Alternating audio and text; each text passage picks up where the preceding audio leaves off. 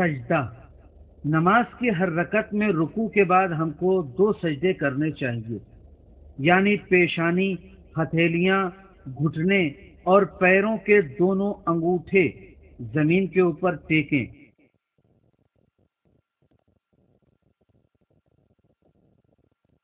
البتہ بعض دوسرے اعضاء مثلا کلائیوں اور پیروں کی انگلیوں کے ٹیکنے میں کوئی حرج نہیں ہے۔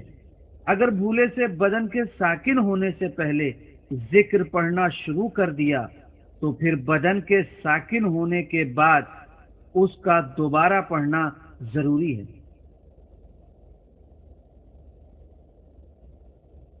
اسی طرح پیشانی کے علاوہ دوسرے اعضائے سجدہ کو ہم زمین سے اٹھا سکتے ہیں، لیکن اسے اٹھانے کے وقت ذکر نہیں کرنا چاہیے۔ پہلے سجدے کے بعد پورے طور پر 2 زانو بیٹھ جائیں، اس کے بعد دوسرا سجدہ بجا لائیں، اور پھر دوسرے سجدے سے سر اٹھانے اور پورے طور پر بیٹھنے کے بعد نماز پوری کریں۔ اگر جلد بازی میں پیشانی سجدگاہ سے ٹکرانے کے بعد بے اختیار جدا ہو جائے تو بعض مراجع تقلید کے فتوے کے مطابق ہمیں دوبارہ سجدگاہ پر سر نہیں رکھنا چاہیے اور اسی پیشانی کے سجدگاہ سے ٹکرانے کو ایک سجدہ شمار کر لینا چاہیے۔ اس حالت میں ذکر پڑھا ہو یا نہ پڑھا ہو، لیکن اگر دوبارہ پیشانی بے اختیار سجدگاہ سے ٹکرا جائے تو اس 2 مرتبہ ٹکرانے کو ایک سجدہ شمار کریں گے۔ اور اگر پیشانی کے گیلے ہونے کی وجہ سے یا پسینے کی وجہ سے سجدگاہ پیشانی پر چپک جائے تو مراجع کے فتوے کے مطابق اسے جدا کر کے پھر سجدہ کریں۔ جن چیزوں پر سجدہ جائز ہے، خاک، پتھر اور ہر اس چیز پر جسے زمین کا جز سمجھا جاتا ہے اور وہ کھانے یا پہننے میں استعمال نہ ہوتی ہو، اس پر سجدہ جائز ہے، سوائے معدنیات مثلا فیروزہ، عقیق وغیرہ کے کہ ان پر سجدہ کرنا جائز نہیں ہے۔ البتہ سجدے کے لیے بہترین چیز تربت سید الشہداء علیہ السلام ہے۔ اسی طرح چونا، ٹھیکڑا، اینٹ، سیمنٹ، موزائک اور بعض مراجع کے فتوے کے مطابق کاغذ پر بھی سجدہ صحیح ہے۔ جس وقت ہم ذکر سجدہ پڑھ رہے ہوں ہمارے بدن کو ساکن ہونا چاہیے۔